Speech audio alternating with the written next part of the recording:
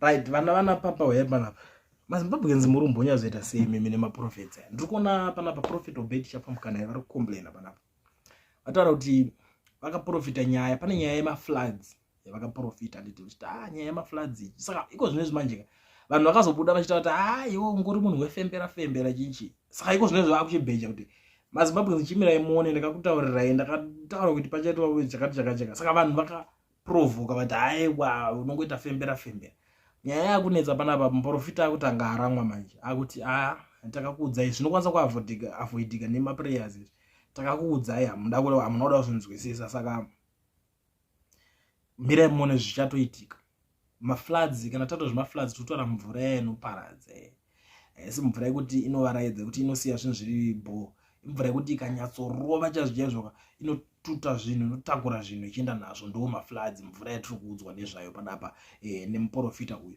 So guys, inini chinhu chiri kuzondipa mubvunzo at the same time panyaya yayo chiri kundivhiringidza because this prophet anotakaita zvinhu zvake most of the times it's on Facebook kazhinji kacho akaprofita ipapo so that vanhu vanozokomendawo ipapo zvatopera. Saka pari kundinetsa ndepekuti saka iye akafinikana nezvinhu zvakataurwa nevanhu vari mucomment section ende vanhu vaiudza kuti let's pray for Zimbabwe kuti kusaitike zvinhu zvacho izvi.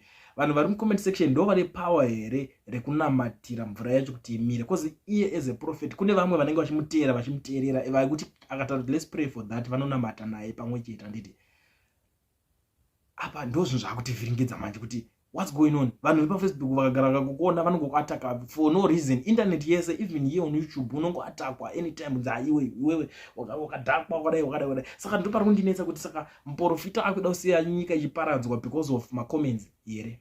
Vanhu vari kukomenda vacho pana one akambomuteerera because what I believe kana munhu anototera prophet wake hakuna kana one day anombobuda achipikisana na prophet wake. Azviitike izvozvo. Hatisati takamboona zvinhu zvakadaro zvichiitika. Hazvisati.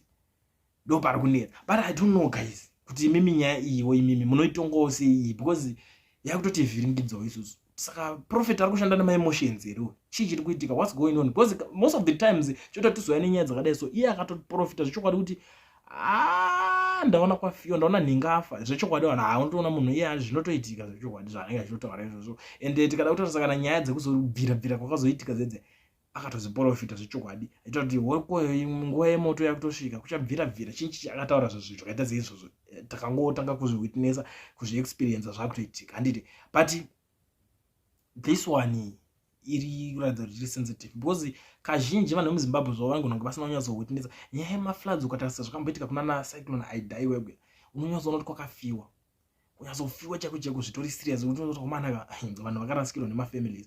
So I don't know manje aprofeti ari kuda kusiya zvinhu zvakadai so zvichiitika mafloods aya achirova because of my emotions because of comment section. Paroda kuongororwa ipapa.